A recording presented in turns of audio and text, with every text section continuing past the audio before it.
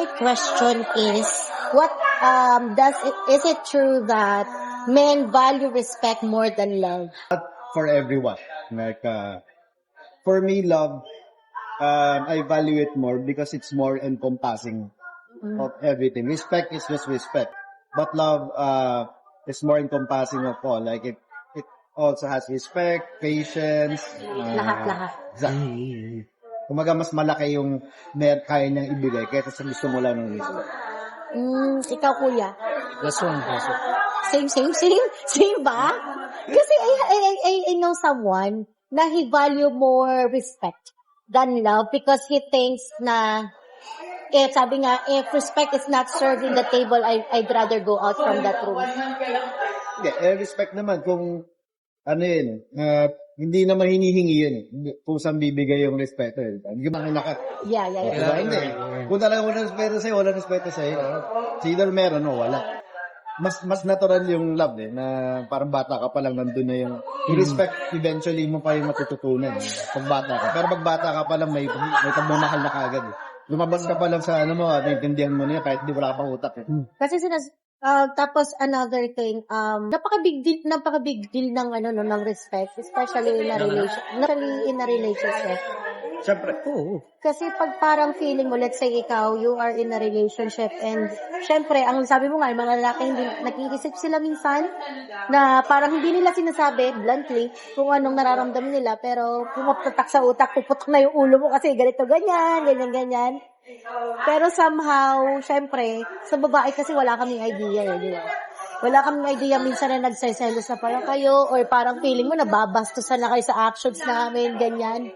Pamacho effect na namin. Pride. Yan. Tapos nagugulat na lang kami, sorry, break na tayo.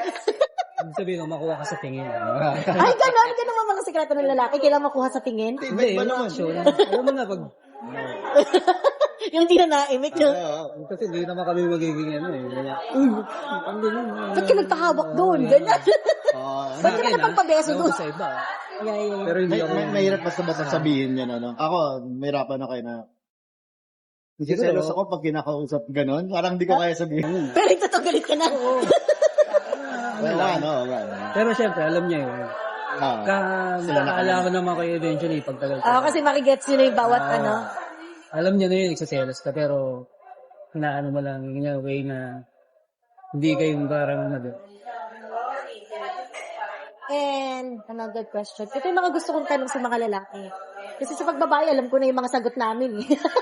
Pag lalaki kasi, iba kasi yung inputs pagka from other, let's say, are you an alpha, kuya? Alpha ka ba? Alpha, Sigma. Diba there's Alpha, Sigma, and then Beta? Which of those three are you? I don't think merong nagsasabi na sarili niya na alpha. Na totoong alpha. I don't think na... Totoo? Tingin ka. Parang ang kaya lang gumawa nun pag... Talaga na. Totoo ba, kuya? Oo. No one will say, no, I am an alpha. That's too... Masyado lang yun, self. halatang nagpapakaano ka lang. Magpapakatigas lang. Mas maganda yun sa... Unless someone told you na you are an alpha Kumbaga, sila na lang magsabi. Pero yung sasabihin mo na, oy, alpha ko, pagmukha mo, ganyan. Tingin ko, parang bata yun na may pinagpatunayan pa rin. Usually, pwede sila maging alpha after nila mapatunayan yung mga bagay-bagay. Ganun magsimula. Pero pag matanda ka na, sinasabi mo pa rin yun. May gusto ka pang patunayan. Parang, let people tell na, let's say, you're in a relationship with a girl who is an alpha. Marami nun. How do you handle alpha girls? Kasi yan ngayon talaga, hindi nagpapatalo, I know everything, strong, independent woman.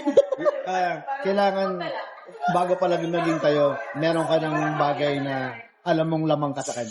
Kasi kung walang ganun, buong relationship mo, kakainin ka lang. Ay, totoo. Kunyari, mas alpha yung ugali mo. Ako mas nahimig lang ako, mas ganun ako. Pero ako yung milyonaryo, wala kang trabaho. Kahit anong sabihin mo na... Kahit na ikaw pinaka-strong, Oo, yung pinaputak mong ganun. Ako yung malaki kumita ng ganyan, pababayaan lang ako. Pero kung wala din ako kinikita, ganun pa ako, wala. Durog ako. It's not gonna work. Exactly. So, kumbaga, hindi ka man maging alpha, let's say, nandun Sa ka man sa ugali. side na ganito, ganyan, at least, alam mong may lalamang ka sa kanya kasi Yes. kakainin ka talaga ng buo ng Yes. alpha. Kahit siguro sa lalaki, pag halimbawa yung partner ng babae is alpha, kawawa ang babae.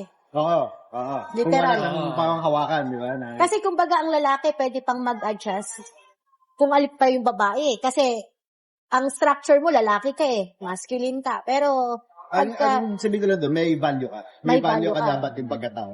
Oo. Eh, paano kung halimbawa yung lalaki pa yung alpha and then may may angat pa siya sa'yo, kawawa talaga ang babae. Di ba? Kailangan may value ka sa kanya na makikita ka pa rin niya na parang hindi na ako makahanap ng ganyan. Okay. Case to case naman. Hindi ko rin sasabihin tama ako. Case to case naman.